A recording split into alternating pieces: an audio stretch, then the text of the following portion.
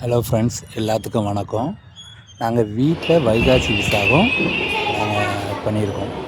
அதாவது வேல் அபிஷேகம் பண்ணியிருக்கோம். அது எப்படி இருக்குன்னு பார்த்து சொல்லுங்கள், கமெண்டில் சொல்லுங்கள். எங்கள்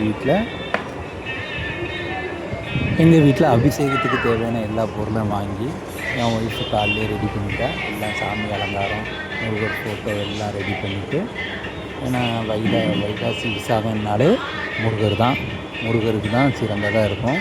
படையல்கள்லாம் எல்லாம் விளக்கெலாம் ரெடி பண்ணி காலையில் 4 மணிக்கு எழுந்திரிச்சி விளக்கு எல்லாம் விளக்கி சுத்தமாக வச்சுட்டு, எல்லாம் மஞ்சள், குங்குமம், ஜவ்வாது, வாசனை பொருட்கள் அனைத்தையும் சாமிக்கு தேவையான எல்லா பொருட்களும் வாங்கி ரெடி பண்ணி ரெடியாக வச்சுக்கிட்டோம். அதில் பொங்கல் ரெடி பண்ணோம். காலையிலே சக்கரை பொங்கல், வேறு பஞ்சாமிர்தம் ரெடி பண்ணி சாமிக்கு தேவையானதை நாங்கள் ரெடி பண்ணி வச்சுட்டு விளக்கு போட ஆரம்பித்தோம். விளக்குன்னா 7 விளக்கு. நாங்கள் சிறுவாபுரி கோயிலுக்கு அடிக்கடி செல்வோம். அதை வாரத்துக்கு ஒரு நாள் கண்டிப்பாக போயிடுவோம். அப்படி இருக்கும்போது அங்கே ஒரு வேல் வாங்கிட்டு வந்தோம். வேல் வாங்கினாலே கண்டிப்பாக அபிஷேகம் வாரம் பண்ணிடணும்னு சொன்னாங்க. அதனால் நாங்கள் அபிஷேகம் வாரம் பண்ணுவோம். இன்றைக்கி வைகாசி விசாகம்னோடனே கூட ஒரு மடங்கு நாங்கள் செலிப்ரேட் அதிகமாக பண்ண ஆரம்பித்தோம். ஏன்னா முருகர் ரொம்ப எங்களுக்கு பிடிச்சிருச்சு. நான் சும்மா ஏனத்தானே தான் நாங்கள் சாமி கும்பிட்டுருந்தோம். இந்த முருகர் கோயிலுக்கு, சிறுவாபுரி கோயிலுக்கு நாங்கள் தொடர்ந்து சென்றதால் எங்கள் வீட்டில் முன்னேற்றங்கள் அதிகமாச்சு. அது எங்களுக்கே அப்படி தெரிய ஆரம்பிச்சு. அதனால் முருகர்னோடனே எங்களுக்கு நாங்கள் எக்ஸ்ட்ரா எடுத்து செய்ய ஆரம்பிச்சிட்டோம். பார்த்தீங்களா, இது ஒரு சிம்பிளான பூஜை தான். பூஜையை போட்டு நல்லா குளிச்சுட்டு பூஜையை போட்டுட்டு ஆரத்தி காட்ட ஆரம்பித்தேன். ஆரத்தி காட்ட ஆரம்பிச்சுட்டு விளக்கெல்லாம் எல்லாமே தீபாரணை காட்ட ஆரம்பித்தேன். வேறு முருகர் கோயிலுக்கு நாங்கள் அபிஷேகத்துக்கு ரெடி ஆகணும். ஃப்ரூட்ஸு எல்லாம் சாமிக்கு தேவையான ஃப்ரூட்ஸ்லாம் வாங்கி வச்சோம். வேறு பஞ்சாமிர்தம் பக்கத்தில் கிண்ணத்தில் வச்சுருக்கோம் பாருங்கள். முதல்ல ஜவ்வாது போட்டு அபிஷேகம் பண்ணேன் முருகர் வேலுக்கு. அதை நீங்கள் பார்ப்பீங்க. முதல்ல ஜவ்வாது போட்டு நீட்டாக முருகர் வேலுக்கு நாங்கள் அபிஷேகம் பண்ணணும். அபிஷேகம் பண்ணோன்னே நம்ம தீபாரணம் காட்டினேன். ஒவ்வொரு அபிஷேகம் முடிஞ்ச உடனே தீபாரணம் காட்டி பூ கொஞ்சம் போட்டு அப்படி ரெடி பண்ணோம். அதை தான் நாங்கள் வீடியோவில் காட்டிகிட்ருக்கோம் பாருங்கள். வைகாசி விசாகனாலே பக்கத்தில் இருக்கிற முருகர் கோயிலுக்கு எல்லாரும் நடந்து போகிறது ரொம்ப ஃபேமஸ். அதுவும் திருச்செந்தூர் கோயிலுக்கு அதை சுற்றிப்பட்டி இருக்கிற எல்லா ஏரியாவிலேருந்து திருச்செந்தூருக்கு நடந்து போவாங்க. அப்படி போக முடியலன்னா நம்ம வீட்டிலே நம்ம முருகரை அபிஷேகம் பண்ணி விட வேண்டியதான், முருகரை வணங்கி விட வேண்டியதான். ஆமாம். அடுத்தது தயிர் அபிஷேகம் வேலுக்கு நடத்தி கொண்டு இருக்கிறோம். அதை எல்லோரும் பார்த்துட்டு தான் இருக்கீங்க. தயிர் அபிஷேகம் நடக்குது. சின்ன வேல் தான் இருந்தாலும் அந்த வேலை வீட்டில் வாரத்துக்கு ஒரு நாள் பூஜை கண்டிப்பாக பண்ணி ஆகணும். வாரத்துக்கு ஒரு முறை கண்டிப்பாக பூஜை பண்ணணும். இன்றைக்கி விசாகங்கிற காரணத்தினால நம்ம கொஞ்சம் இன்ட்ரெஸ்ட் எடுத்து அதிகமாக பண்ணுறோம். பாருங்கள், வீடியோ பாருங்கள். இப்போ அடுத்தது என்னென்னா, அடுத்த அபிஷேகம்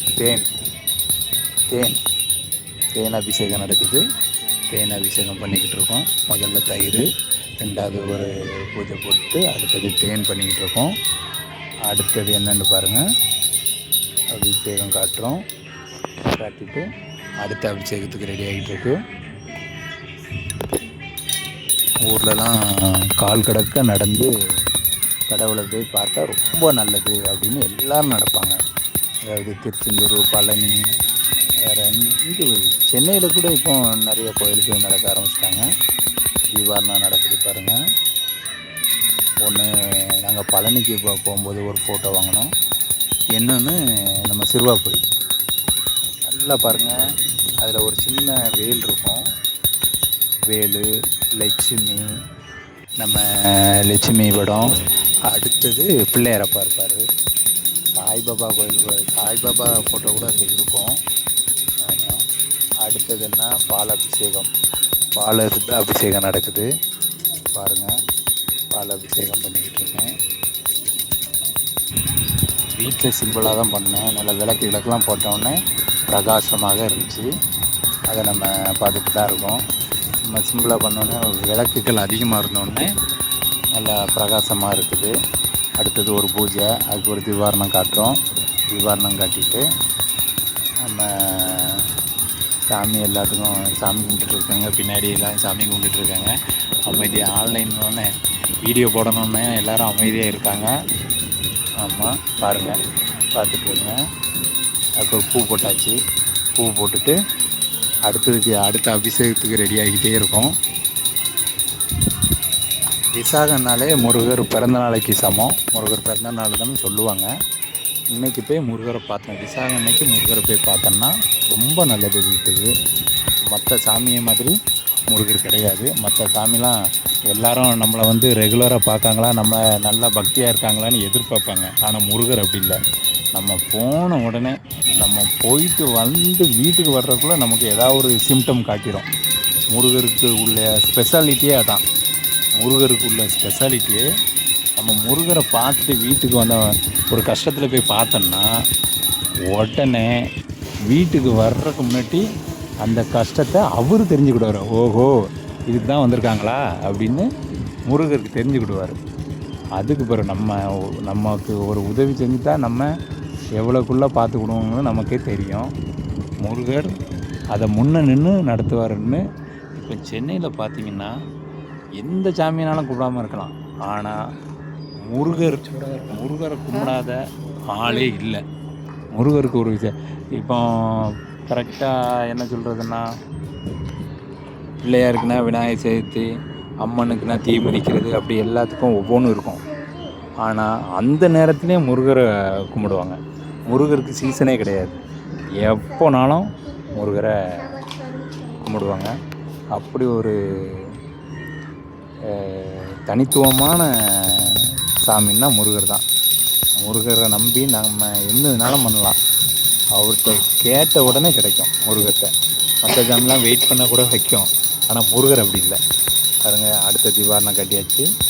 அடுத்த தீபாரணம் கட்டி எல்லா சாமிக்கும் நம்ம திருவாபுரியில் போய் மயில் இறகுலாம் வாங்கி வச்சுருக்கேன். அதையும் பாருங்கள். நல்லா தீபாரணம் நல்லா காட்டி முடித்தாச்சு. இப்போ அடுத்த அபிஷேகம் ரெடி ஆகிட்டு இருக்கு. உங்கள் வீட்டில் நீங்கள் எப்படி முருகருக்கு தீபாரணம், எப்படி அபிஷேகம், நீங்கள் வேல் வச்சுருக்கீங்களா அப்படிங்கிறத கமெண்ட் பண்ணுங்கள். எந்த மாதிரி இதில் ஒரு சில தவறுகள் இருக்கலாம். நீங்கள் இப்படி பண்ணியிருக்கணும், வேல் வச்சுருக்கீங்களா, இப்படி பண்ணியிருக்கணும், அப்படி பண்ணியிருக்கணும், எதுவும் இது இருந்தால் குறை இருந்தாலும் மெசேஜில் சொல்லுங்கள். அடுத்த வாட்டி எங்களுக்கு தெரிஞ்சதை தான் நாங்கள் பண்ணிக்கிட்டு இருக்கோம். அடுத்த வாட்டி இல்லை முருகர் வேல் வச்சுருந்தா இந்த பக்கம் இப்படி பூஜை பண்ணணும், அந்த பக்கம் அப்படி பூஜை பண்ணணும், இந்த பொருள்லாம் வச்சுருக்கணும். இந்த பச்சை கற்பூரம் அதெல்லாம் இருக்குது. பச்சை கற்பூரம், அந்த வெத்தலை, வேறு ஒரு சில மருந்து பொருட்கள்லாம் என் ஒய்ஃப் வாங்கி வச்சுருக்கா அந்த பக்கம். ஆமாம், அதை இப்போ ஜூம் பண்ணுறேன். அந்த சைடு தான் இருக்குது பாருங்கள். இல்லை உங்களுக்கு தெரிஞ்சது இருந்தாலும் நீங்கள் சொல்லுங்கள். ஏன்னா முருகருக்கு நாங்கள் எந்த குறையும் இல்லாமல் வைக்கணும் அப்படின்னு நினைக்கிறோம். அதை கமெண்டில் சொல்லுங்கள். எப்படி பண்ணலாம், என்ன ஏது அப்படின்னு கமெண்டில் பண்ணலாம். ஆமாம், நாங்கள் பூஜை முடிஞ்சோடனே ஒரு முருகர் கோயிலுக்கு கண்டிப்பாக போயிட்டு தான் வருவோம். பூஜை முடிஞ்சிச்சு முருகர் கோயிலுக்கு கண்டிப்பாக வடபழனி இல்லைன்னா பக்கத்தில் இருக்கிற சிறுவாபுரி அப்படி ஒரு கோயிலுக்கு போயிட்டு வந்துடுவோம்.